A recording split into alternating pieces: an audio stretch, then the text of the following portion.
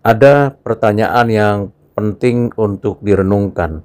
Mengapa Tuhan Yesus setelah bangkit pada hari yang ketiga, dia tidak langsung naik ke surga, tetapi menampakkan diri selama 40 hari kepada murid-muridnya, bahkan ada 500 saksi. Apa yang menjadi tujuannya?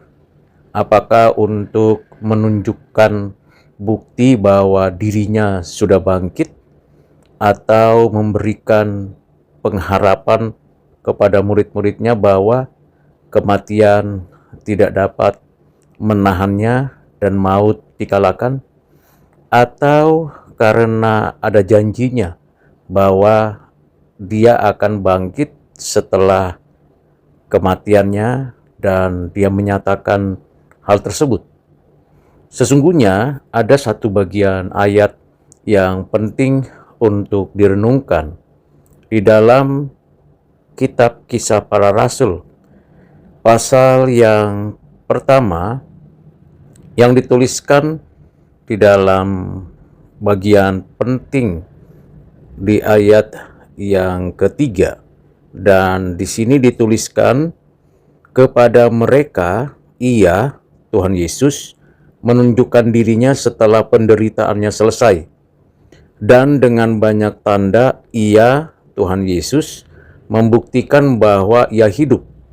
Sebab selama 40 hari ia berulang-ulang menampakkan diri dan berbicara kepada mereka tentang kerajaan Allah. Nah, disinilah yang perlu dan penting untuk diingat dan diperhatikan, bahwa memang ketika Tuhan memulai pelayanannya setelah dibaptis dan menang atas cobaan di gurun, Tuhan memproklamasikan kata yang penting, kerajaan Allah. Bertobatlah sebab kerajaan Allah. Selama 3,5 tahun pelayanannya, Tuhan mengajarkan, menyatakan, dan menunjukkan kerajaan Allah, kuasanya, kasih dan kebenarannya, dan menyatakan itu kepada publik, kepada banyak orang, kepada individu pribadi, dan juga kepada murid-muridnya secara khusus. Setelah kematian dan kebangkitannya, Tuhan tidak langsung naik ke surga, duduk di sebelah kanan Allah Bapa. Selama 40 hari, dia mengajarkan kembali perihal kerajaan Allah, tentang kerajaan Allah. Mengapa ini diulangi lagi? Atau semacam pendalaman yang secara khusus kepada murid-murid, kepada para rasul. Tentu bukan sekedar pengulangan dan pendalaman, tetapi memberikan penekanan bahwa hal yang perlu dan penting dikabarkan, diajarkan, dan menjadi pokok pemikiran untuk setiap pemuritan dari para rasul nantinya dan gereja di masa yang akan datang berkaitan tentang kerajaan Allah. Ada banyak dimensi untuk menjelaskan kerajaan Allah, dan ini berkaitan dengan pemerintahan Allah atas alam semesta dan diwakili oleh gereja Tuhan. Ini menjadi hal yang sangat perlu dan penting dijelaskan.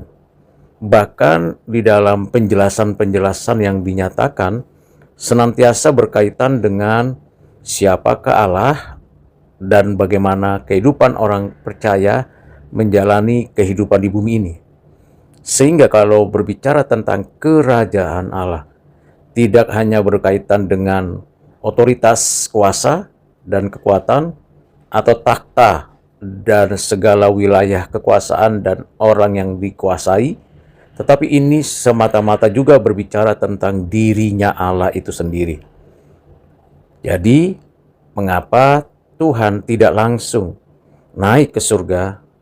Karena setiap murid, setiap orang yang belum secara utuh lengkap mendalam memahami tentang kerajaan Allah yang pernah sudah didengar sebelumnya, itu semakin diperlengkapi dan semakin membawa orang-orang itu mendapatkan keutuhan dari konsep, konstruksi, berpikir, dan kehidupan sebagai warga kerajaan Allah.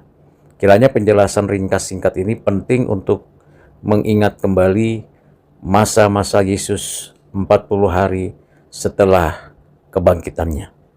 Tuhan Yesus memberkati. Amin.